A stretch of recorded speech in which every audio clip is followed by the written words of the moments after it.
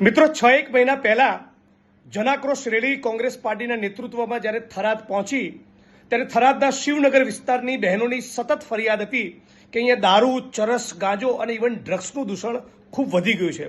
એ બધા લોકો લઈને પોલીસ સ્ટેશન ગયો અને પછી જે પેલું પટ્ટા ઉતારી રાખવાવાળું જે સ્ટેટમેન્ટ કર્યું એ સમગ્ર ગુજરાતે જોયું। એમાં પોલીસના અધિકારીઓ અને કેટલાક લોકોને નહોતું ગમ્યું। આજે ફરી 6 મહિના બાદ પણ પરિસ્થિતિ સંપૂર્ણપણે સુધરી નથી। થોડોક ચપટીક સુધારો આવ્યો છે એટલો પાટું એપ્રિશિએટ કરું છું, પણ હજી સુધી સંપૂર્ણપણે દારૂ, ચરસ, ગાંજો, ડ્રગ્સનું દૂષણ બંધ થયું નથી અને થરાદના અભેપુરા ગામના લોકો હાથ જોડી રીતસર ભીખ માંગતા હોય એમ વિડીયો વાયરલ થયો છે। તમે જોઈ શકો છો કે ડીવાયએસપીને કહી રહ્યા છે કે મહેરબાની કરી તમારા દીકરાઓ તો સારી અંગ્રેજી માધ્યમની સ્કૂલોમાં ભણે છે, અમારા દીકરાઓને, અમારા યુવાનોને કેમ બરબાદ કરો છો? તો મને લાગે છે કે આ થરાદની જનતાનું, ગુજરાતની જનતાનું અપમાન છે।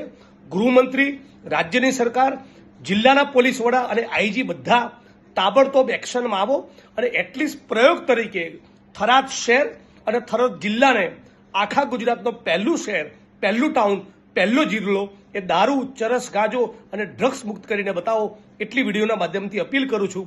એ તો ભવિષ્યમાં કોઈક દિવસ થરાદ જઈશ અને અમારે ઉત્તર ગુજરાતની ભાષામાં કહીએ કે ડફલીશ, ઠપકાલીશ તો તમને નહીં ગમે।